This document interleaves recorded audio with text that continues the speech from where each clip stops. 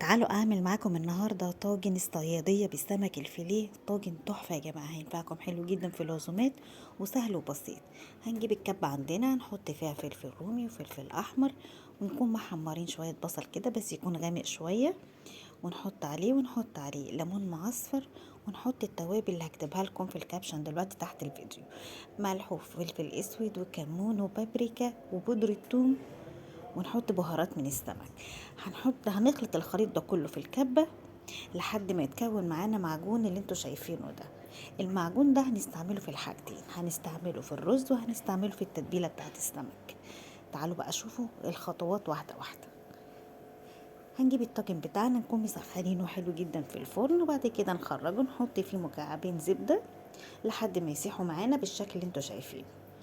نكون غسلين حوالي كوبايتين رز مصري ومقلبينه كده في الزبدة، كل ده والطاجن بره الفرن. يكون عندنا مية مغلية على النار، هنحط فيها حوالي معلقتين كبار من المعجون اللي احنا عملناه لحد ما يدوبوا كده في المية السخنة. بعد ما قلبنا الرز مع الزبدة واتشربت كده من الزبدة، ننزل عليها بالخليط المية بالمعجون اللي احنا عملناه، ونديله مقدار المية الطبيعي بتاع اي رز. هنغطيه بالورق الفويل وندخله الفرن لحد ما يتشرب. عندنا بقى السمك الفيليه، انا جايبه سمك قشر بياض، هنتبله برضو بمعلقه من المعجون اللي احنا عملناه، وبعد كده نبدره بالدقيق ونديله كده صدمه في الزبده.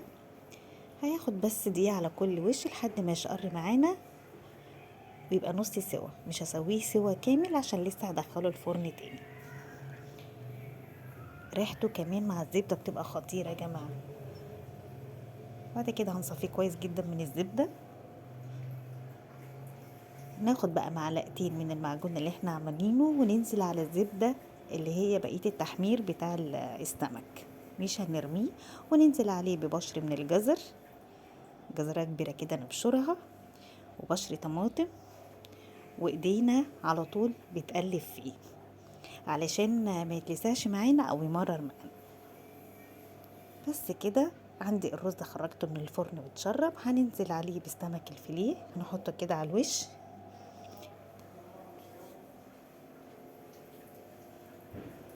والخليط اللي احنا عملناه يكون جاهز.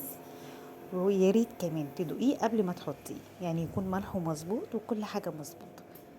الخليط اللي احنا عملناه، الجزر مع الطماطم مع خلطه المعجون اللي احنا عملناه مع الزبده، هنحطه على الوش الطاجن وندخله الفرن ياخد كده سوا وياخد اللون الحلو اللي انتوا شايفينه ده. معانا الرز استوى وفلفل وعليه كده قطعه من السمك، وقلوب الف هنا وشفا.